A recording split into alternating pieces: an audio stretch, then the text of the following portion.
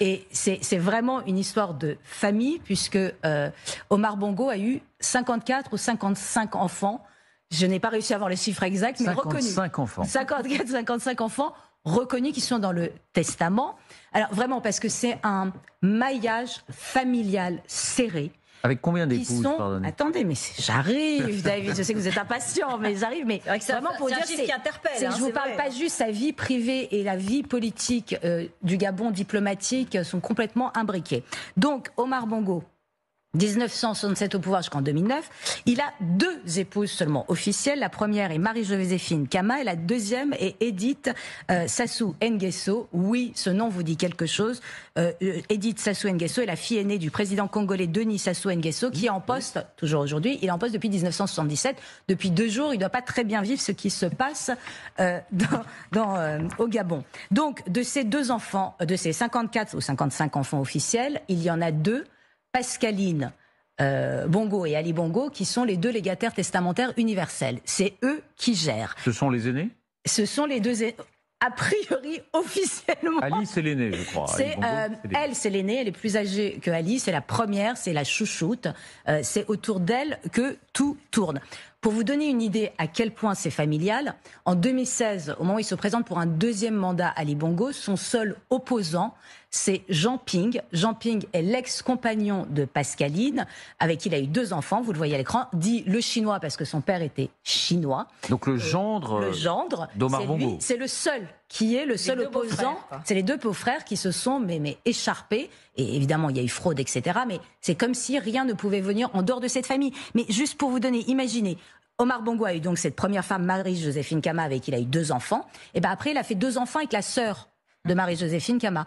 Et autre chose, le père d'une de ses maîtresses, à Omar Bongo, a épousé une des filles d'Omar Bongo, Flore Bongo, qui a été secrétaire générale de la présidence pendant des années. Vous voyez l'idée ? Donc en même temps, beau-frère et beau-fils, etc.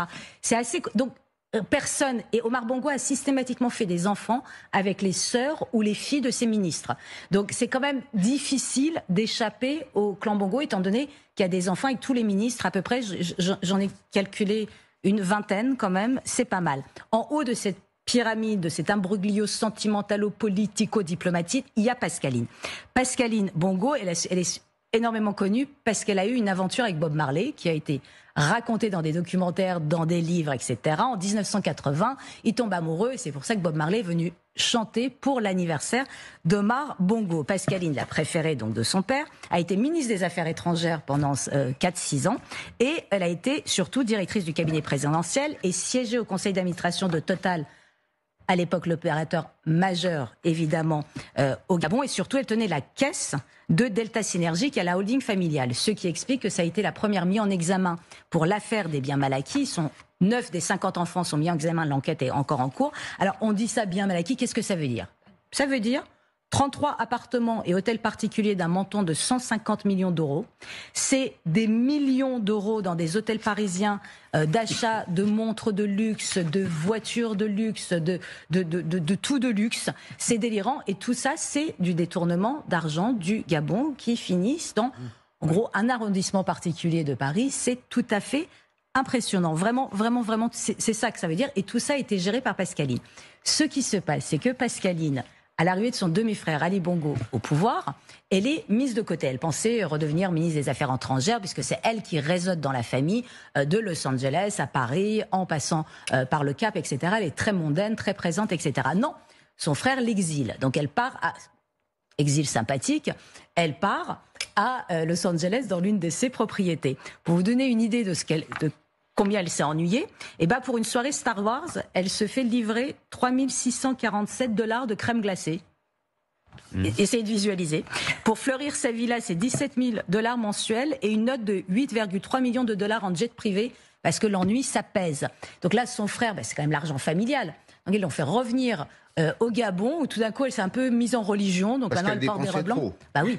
Et puis, c'est elle, la mandataire, donc c'est les légataires, donc elle dépensait tout l'argent. Donc quand je vous raconte tout ça, il n'est pas étonnant que le général Brice Oligui Nguema, de 48 ans, qui a fait le putsch, qui aujourd'hui est le président de la transition, il n'est pas étonnant de découvrir, on l'a découvert cette nuit, enfin, puisqu'on a sorti sa biographie, cet homme que vous voyez, c'est le neveu et le dernier aide de temps de Omar Bongo. Et après la mort d'Omar Bongo en 2009, Ali l'a envoyé au Sénégal comme attaché militaire et au Maroc. Pourquoi ? Parce qu'il le soupçonnait de détournement financier. Et effectivement, une enquête a été ouverte aux États-Unis contre le nouveau homme fort du Gabon, parce qu'il a acheté 3 maisons dans le Maryland d'une valeur de $1 million qu'il a acheté cash. Donc on en sort comment vous dire ? C'est compliqué quand vous avez 54 enfants. Un bongo tous ces gens, un bongo peut en cacher un autre. Et c'est vraiment une idée. C'est-à-dire que là, quand on disait on sentait la révolution de Palais, c'est que cet homme vient du clan Bongo. Il en a profité, puisqu'il a quand même réussi à acheter 3 maisons et d'autres détournements d'argent. Il est revenu en odeur de sainteté en 2019, après l'AVC de Ali Bongo, qui avait besoin d'un homme de confiance. Et pourquoi pas un cousin germain, quand même, c'est quand même toujours utile. Mais où que j'ai pu regarder, il n'y a pas un poste depuis 55 ans qui a été occupé au Gabon par une autre personne que quelqu'un lié à Omar Bongo qui... L'avenir n'est pas écrit. Non, mais effectivement, au Congo voisin, étant donné qu'il y a aussi énormément d'enfants de Omar Bongo, ils doivent beaucoup trembler puisque tout ça est évidemment lié